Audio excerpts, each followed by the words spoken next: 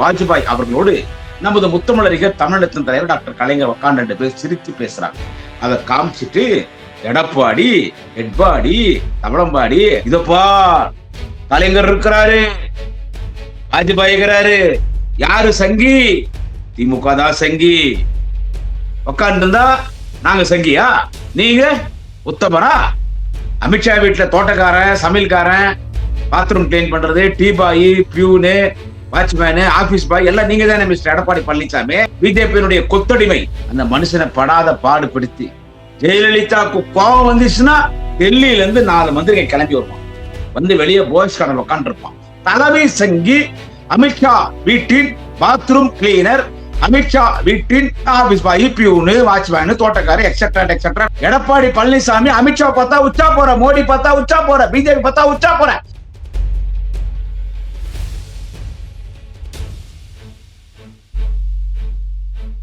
Chennai 360 YouTube channel நேயர்களுக்கு குடியாத்தம் குமரன் பணிவான வணக்கத்தை தெரிவித்துக் கொள்கிறேன். நண்பர்களே, நம்ம தவளம்பாடி, நம்ம டெட்பாடி, நம்ம எடப்பாடி, நம்ம எடுபுடி, பிஜேபி ஆர்எஸ்எஸ் ஆபீஸ்ல வாட்ச்மேனா, பியூனா, டீபாயா வேலை செய்யற நம்ம அமித்ஷா மோடியினுடைய கொத்தடிமை அண்ணன் எடப்பாடி பழனிசாமி ஒரு புதுசா ஒண்ணு கண்டுபிடிச்சிருக்காரு.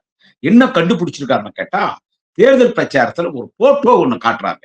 ஒரு போட்டோ என்னன்னு கேட்டா, மறைந்த பாரத பிரதமர், பாரத ரத்னா அடல் பிகாரி வாஜ்பாய் அவர்களோடு நமது முத்தமிழறிஞர் தமிழகத்தின் தலைவர் டாக்டர் கலைஞர் உட்கார்ந்து 2 பேர் சிரித்து பேசுறாங்க. அதை காமிச்சிட்டு எடப்பாடி, எட்பாடி, தவளம்பாடி, அண்ணன் சேலத்துக்காரு என்ன சொல்றாருன்னா, இதப்பா கலைஞர் இருக்கிறாரு, வாஜ்பாய் இருக்கிறாரு, யாரு சங்கி? திமுக தான் சங்கி, இவங்க தான் சங்கி. அவங்க தலைவர் கலைஞரே வாஜ்பாய் கொடுக்கிறாரு. எனவே கலைஞர் தான் சங்கி. முதலமைச்சர் திரு மு.க. ஸ்டாலின் தான் சங்கி. திமுக தான் சங்கி, நாங்க சங்கி இல்ல. யாரு சங்கி? நீங்க தான் சங்கி. யாருன்னு சொல்லி கொடுத்தாங்க உனக்கு? அது வாஜ்பாய் கூட உட்கார்ந்து இருந்தா நாங்க சங்கியா? நீங்க உத்தமரா? அமித்ஷா வீட்டுல தோட்டக்காரன், சமையல்காரன், பாத்ரூம் கிளீன் பண்றது, tea boy, peon, watchman, office boy எல்லாம் நீங்க தானே மிஸ்டர் எடப்பாடி பழனிசாமி. எல்லாம் நீங்க தானே. பிஜேபியினுடைய கொத்தடிமை, பிஜேபிக்கு அடிமை சாசனத்தை எழுதி கொடுத்திருப்பது எடப்பாடி பழனிசாமி. எடப்பாடி ஓடு இருக்கிற 10 முன்னாள் அமைச்சர்கள், ஒட்டுமொத்த அஇஅதிமுக. நீங்க அடிமை. நீங்க தலைமை சங்கியே யாருன்னு கேட்டா, இந்தியாவுக்கே தலைமை சங்கி யாருன்னு கேட்டா, சங்கிகளுக்கெல்லாம் சங்கியாக இருக்கிற, தமிழ்நாடு மக்களுக்கு முதலமைச்சர் இருக்கும் பொழுது டிங்கி கொடுத்த எடப்பாடி பழனிசாமி. அதாவது தலைவர் கலைஞர் வந்து வாஜ்பாய் கூட வந்தனால கலைஞர் சங்கியான், தளபதி சங்கியான், திமுக சங்கியான். யோ, உங்க அம்மா ஜெயலலிதா, உங்க அம்மா செல்வி ஜெயலலிதா பிஜேபியோட கூட்டணி வச்சு அவங்கள ஆதரிச்சு அவங்க மத்தியில் ஆட்சிக்கு வந்து ஏதோ உங்க ஆதரவு அவங்களுக்கு தேவைப்பட்டு கொஞ்சம் நஞ்சமா பாடுபடுத்தினீங்க பிஜேபி. கொஞ்சம் நஞ்சமா. அந்த மனுஷன் வாஜ்பாய் கல்யாணம் கூட ஆகல. மோடியாவது கல்யாணம் ஆகி பொண்டாடி கூட வாழல. கல்யாணம் ஆச்சு, பொண்டாடி கூட வாழல, நான் சன்னியாசம் எடுத்துக்கிறேன்னு போயிட்டார். ஆர்எஸ்எஸ் போய் சென்றார். மோடிக்கு வாஜ்பாய் அவர்களுக்கு மரியாதைக்குரிய பாரத் ரத்னா மறைந்த வாஜ்பாய் அவர்களுக்கு அவர் பூரண பிரம்மச்சாரி, நல்ல மனுஷன், ரொம்ப தங்கமான மனுஷன். அதனாலதான் டாக்டர் கலைஞர் சொன்னார், very good leader in wrong party. அவரு பிரதமர் சீட்ல உட்காரச்சு அவரை தூங்க விட்டுச்சு உங்க அம்மா ஜெயலலிதா, சாப்பிட விட்டுச்சு, ஒரு மந்திரம் சொல்ல விட்டுச்சு. அந்த மனுஷனை படாத பாடுபடுத்தி ஜெயலலிதாவுக்கு கோபம் வந்துச்சுன்னா டெல்லியில இருந்து 4 மந்திரிகள் கிளம்பி வருவான். வந்து வெளியே பாய்ஸ் கடல் உட்காந்து இருப்பான். பாய்ஸ் கடல உட்காந்து இருப்பான். ஜெயலலிதாவுக்கு மூடு வந்தாதான் உள்ள கூப்பிட்டு பேசுவோம். பலமுறை மத்திய மந்திரிகள் டெல்லியில வந்தா, மிகப்பெரிய தலைவர்கள் எல்லாம் பலமுறை மத்திய மந்திரிகள் வருவாங்க, வந்து திருப்பி அனுப்பிச்சிருவாங்க. ஒரு கட்டத்துல நட்டாத்துல விட்டு வாஜ்பாய் ஆட்சியே கவுத்துருச்சு. யாரு? ஜெயலலிதா. வாஜ்பாய் ஆட்சியே கவுத்துது. அப்ப இந்த நாட்டுல வாஜ்பாயை ஆதரிக்கணும். அப்ப திமுக பாஜகவை ஆதரிச்சிச்சு. ஏன் திமுக பாஜகவை ஆதரிச்சுன்னா, வாஜ்பாய் தான் இந்த நாட்டுல பிரதமரா இருக்கணும். வாஜ்பாய் அவர்கள் இந்த நாட்டில் பிரதமராக இருக்க வேண்டும். நல்ல மனுஷன், ஆனா இருக்கிற கட்சி சரியில்லை. அதனாலதான் சொன்னார் தலைவர் Kalaignar, a very good leader in wrong party. Vajpayee என்கின்ற அந்த மாபெரும் தலைவனுக்காக பாஜகவோடு கூட்டணி சேர்ந்து வாஜ்பாய் அவர்களை இந்த நாட்டில் பிரதமராக்கினார் முத்தமிழர் டாக்டர் கலைஞர்.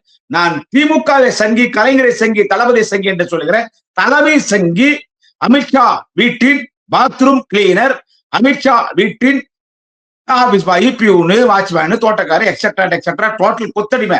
நான் எடப்பாடி பழனிசாமி கேட்கிறேன், என்ன சொல்றது? நாங்க வாஜ்பாயை இந்த நாட்டினுடைய பிரதமராகும். எதுக்கு? இந்த நாடு நல்லா இருக்கணும்ன்றதுக்காக. பிஜேபி பார்க்கல. அன்னைக்கு இருந்த பிஜேபி இன்னைக்கு இருக்கிற பிஜேபி. ஆனா நீங்க பிஜேபி தலைமை தாங்க வந்து வாஜ்பாய் தலைமை தாங்கினார். என்ன? வாஜ்பாயை பிரதமராக்கணும். வாஜ்பாய் பிரதமராக்கிட்ட சங்கின்னு சொல்றையா? டிங்கி.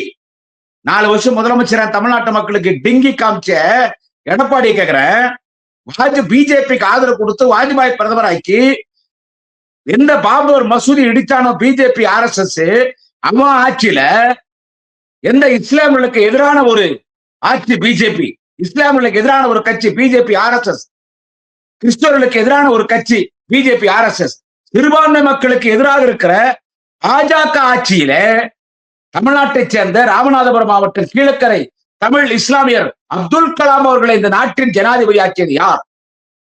யாரு? முத்தமிழர் டாக்டர் கலைஞர். எப்ப ஆக்குனாரு?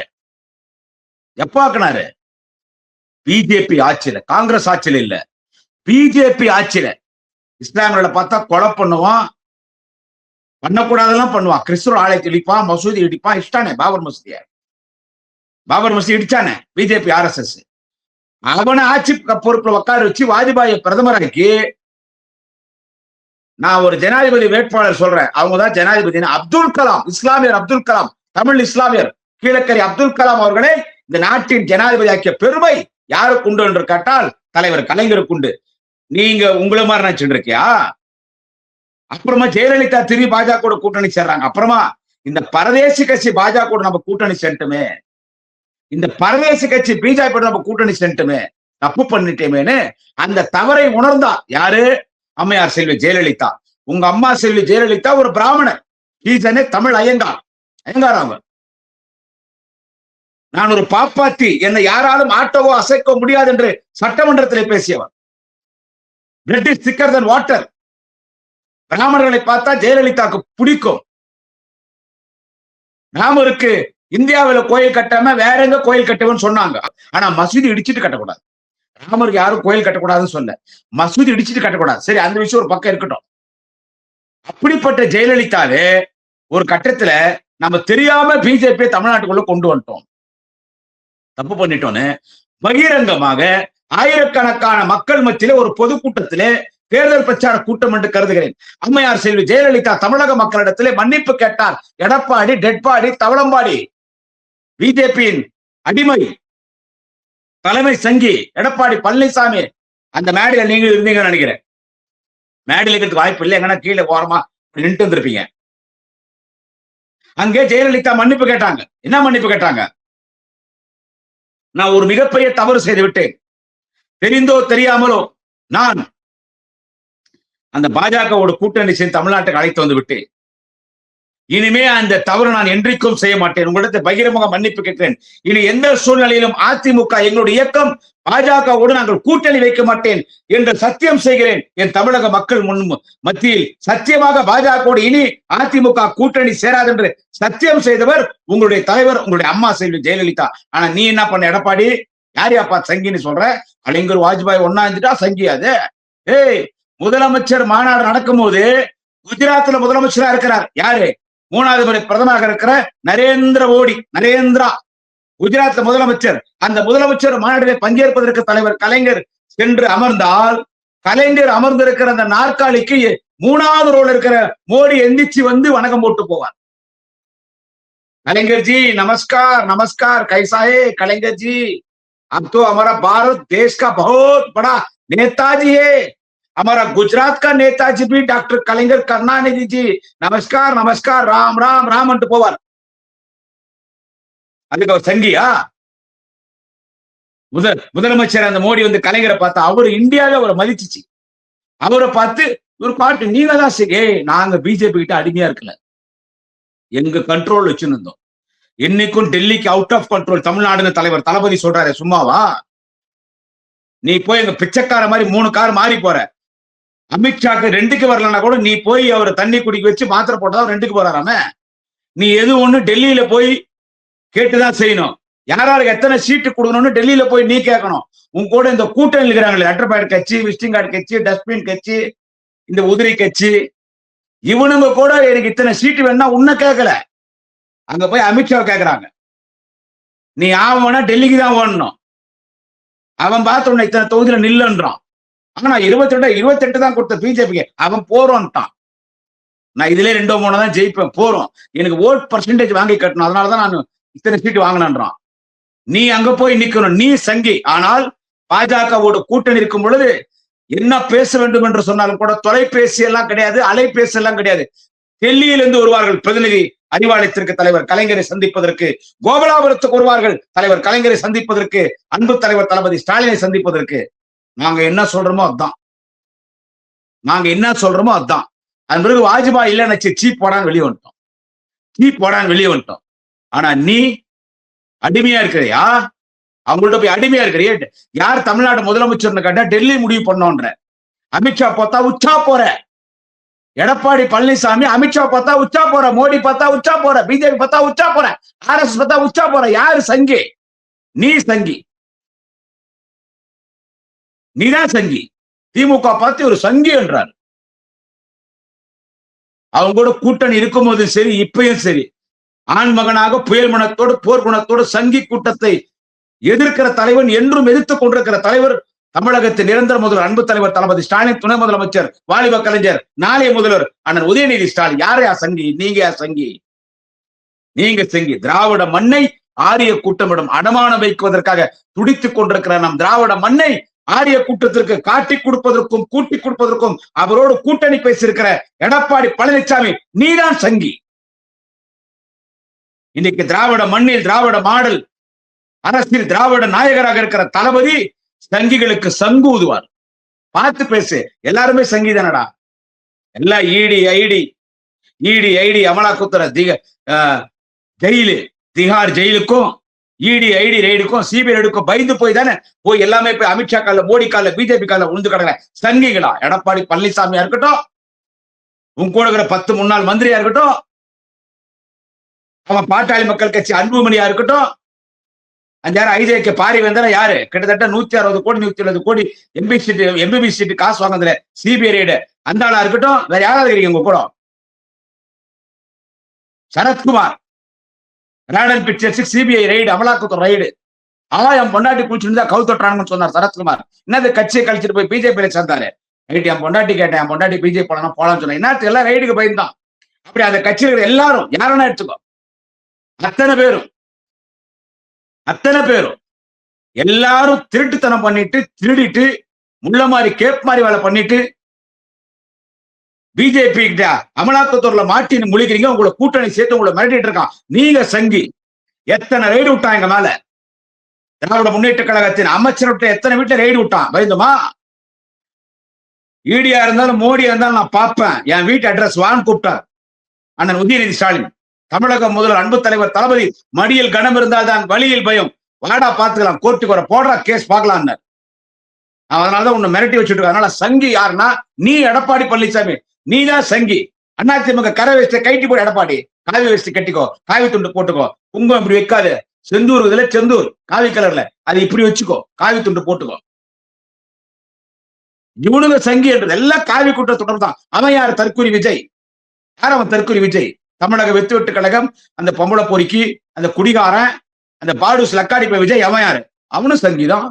அவன் திமுக பார்த்து நீங்க காவி கூட்டத்துக்கு நல்ல கூட்டணி வைத்திருக்கிறீங்கன்றான். யாரு? விஜய். இன்னைக்கு திருச்சி கிழக்கு தொகுதியில இப்ப வேட்புமனு தாக்கல் பண்றான். திருச்சி கிழக்கு தொகுதியில அதிகமான சிறுபான்மை மக்கள் இருக்காங்களாம், கிறிஸ்தவ மக்கள் இருக்காங்களாம். ஆனா அங்க போய் வேட்புமனு தாக்கல் பண்ணிட்டு என்னுடைய அன்பு சொந்தங்களே என்றான். ஏன்னா கிறிஸ்தவர்கள் ஓட்டு போடுவாங்களாம்.